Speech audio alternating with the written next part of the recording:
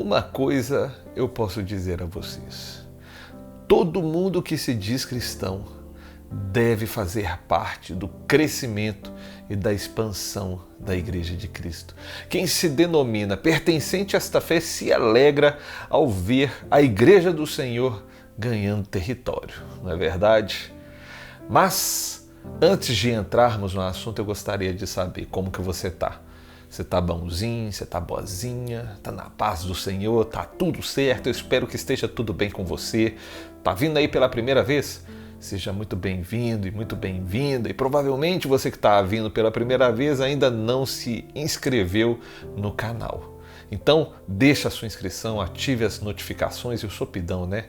Me desculpe, mas eu tenho que fazer esse pedido youtubístico aqui. E você que não é inscrito, aproveite a oportunidade, que eu estou lembrando, né? Eu costumo esquecer isso no decorrer do vídeo. Se inscreva, ative as notificações, deixa o seu like, deixa um comentário, compartilhe esse vídeo com alguém que você ama e fica comigo até o final, porque a prosa vai ser boa.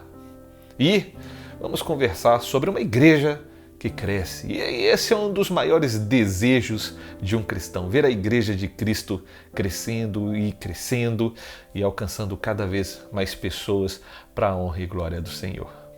Olha só, lá em Atos, no capítulo 2, verso 46, vamos pegar do verso 45. Vendiam suas propriedades e bens, repartiam dinheiro com os necessitados, adoravam juntos no templo diariamente, reuniam-se nos lares para comer e partiam pão com grande alegria e generosidade, sempre louvando a Deus e desfrutando a simpatia de todo o povo. E a cada dia o Senhor lhes acrescentava aqueles que iam sendo salvos. Todo dia essa igreja ia crescendo. Todo dia pessoas iam sendo salvas. Isso é maravilhoso. É o sonho de todo pastor. Ver a cada dia que passa a sua igreja ir crescendo. E muito mais do que a sua igreja, a Igreja de Cristo. Eu tenho certeza que a cada dia que passa a Igreja de Cristo cresce mais um pouquinho ou cresce mais um tantão. Isso é maravilhoso, a gente poder observar a Igreja de Cristo ganhando fronteiras. Mas aí você vai me perguntar, como assim, Lucas? Como que essa igreja crescia? E não tem outro jeito não, gente. Não tem outro jeito não. Olha só, Pedro disse lá no verso 38 desse mesmo capítulo 2, vocês devem se arrepender para perdão de seus pecados, e cada um deve ser batizado em nome de Jesus Cristo. Então receberão a dádiva do Espírito Santo. Essa promessa é para vocês, para seus filhos e para os que estão longe, isto é, para todos os que forem chamados pelo Senhor nosso Deus. Pedro continuou a pregar, advertindo com insistência seus ouvintes: salvem-se desta geração corrompida. Os que acreditaram nessas palavras de Pedro foram batizados e, naquele dia, houve um acréscimo de cerca de 3.000 pessoas. A gente não tem outro jeito a não ser pregar o Evangelho. Às vezes a gente aqui da Igreja Moderna arruma uma pancada de estratégias, não é verdade? E muitas vezes eu já percebi em algumas situações, em bastantes situações, na verdade, que existem muitos métodos e estratégias, mas dentro dessas estratégias não está necessariamente anunciar o Evangelho. Ou então seria como se fosse uma estratégia secundária. Primeiro a gente aplica a estratégia de chegar em tal lugar, de fazer tal coisa, ou de usar tal técnica, tal método, e depois que a gente chegar lá, a gente prega o Evangelho. Não, gente, na verdade o Evangelho ele tem que ser pregado o tempo todo. O Evangelho ele tem que ser anunciado. A palavra do Senhor nos diz, lá em Mateus, no capítulo 28, que a gente tem que ir pelas nações fazendo discípulos, batizando-os em nome do Pai, do Filho e do Espírito Santo. Marcos capítulo 16 fala que a gente tem que pregar o Evangelho a toda criatura.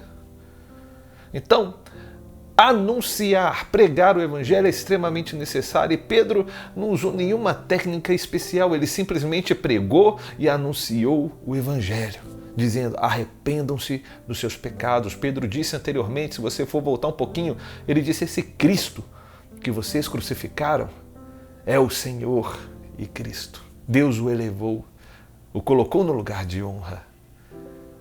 Isso é maravilhoso. É isso que a gente tem que anunciar. É isso, essa mensagem que vai fazer uma igreja crescer de verdade. Porque muitas vezes as técnicas podem iludir as pessoas.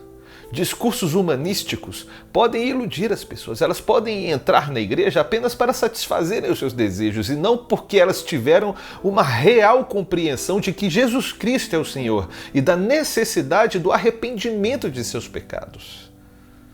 Uma igreja que cresce precisa ter na sua equação isso, porque é essencial. A pessoa admitir, confessar e crer com todas as suas forças que Jesus Cristo é o Senhor e se arrepender dos seus pecados. Muita gente também, por outro lado, fica muito desconfiado de igrejas que crescem, justamente porque muitas que cresceram não foram necessariamente anunciando o Evangelho. Colocaram outros aspectos humanistas na frente do Evangelho e acabou que cresceu porque atraiu com um discurso muito gostoso de ouvir, talvez, né? Trouxesse algum tipo de solução imediata para aquela pessoa. Mas a gente não pode confundir. Nós devemos desejar o crescimento da Igreja de Cristo. Nós devemos desejar que a Igreja de Cristo se expanda e alcance muitas e muitas vidas. Nós devemos desejar isso. Não significa que uma igreja que cresceu, que uma igreja que é grande, é uma igreja que não é saudável. Não significa, não quer dizer isso. Existem muitas igrejas grandes que não são saudáveis, que são inchadas, que estão doentes. Sim, existem. Assim como existem muitas pequenas que estão nessas condições também. E existem muitas igrejas grandes que são saudáveis, que funcionam bem, que são exemplos, que conseguem discipular em larga escala, que a palavra ali é pregada, que o evangelho é compartilhado, que as pessoas se debruçam ali no ensinamento dos apóstolos, em oração, em comunhão, em partir do pão, como você pode ler nesse mesmo texto. São igrejas grandes. Essa igreja, imagina, 3.000 conversões em um só dia. O tempo todo ia chegando gente para essa igreja em Jerusalém. O tempo todo, o tempo todo. A igreja ia crescendo, crescendo. Talvez alguns estudiosos dizem que essa foi a igreja que mais cresceu. Nós não devemos achar que não é legal que uma igreja cresça. Não devemos desconfiar do crescimento das igrejas. Nós devemos sim pregar um evangelho e anunciar que Jesus Cristo é o Senhor. Anunciar que Ele morreu, mas ressuscitou. Que Ele é Senhor e Cristo, que está sentado à direita de Deus Pai Todo-Poderoso, que Ele vai voltar para julgar vivos e mortos. Que nós precisamos de nos arrependermos de nossos pecados. Mas para aqueles que se arrependem e creem de todo o coração, Ele é fiel e justo para perdoar de todo o pecado. Olha que maravilha. E uma das coisas mais lindas que Pedro falou, aquele que se arrepender, aquele que crê, aquele que for batizado, ele vai receber a dádiva do Espírito Santo. A partir do momento, meu irmão, em que a pessoa recebe o Espírito Santo, ela é selada. E ali começa um dos processos mais lindos, que é a transformação da vida de uma pessoa. Isso é miraculoso.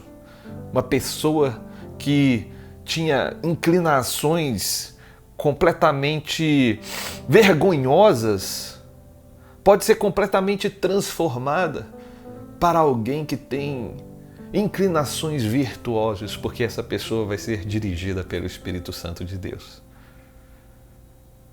Aquele pai que era ruim, dentro de uma compreensão verdadeira do Evangelho, do arrependimento, da pregação, vai ser um pai bom. Aquele funcionário que era desonesto vai se tornar um funcionário honesto.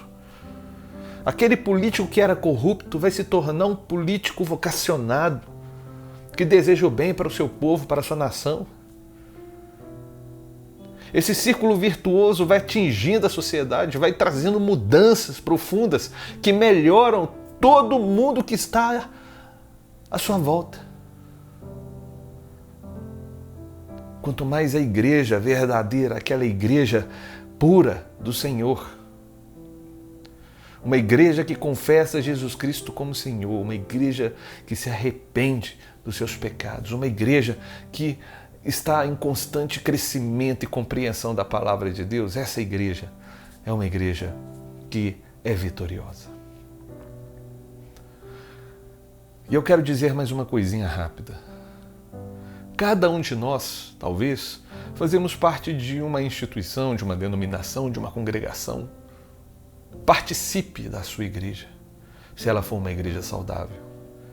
Invista para que a sua igreja cresça e se torne um lugar onde a palavra do Senhor é compartilhada e onde vidas são salvas pelo poder de Jesus, onde exista batismos. Invista nisso. Invista parte do seu tempo, invista parte dos seus recursos, invista nisso para a glória de Deus.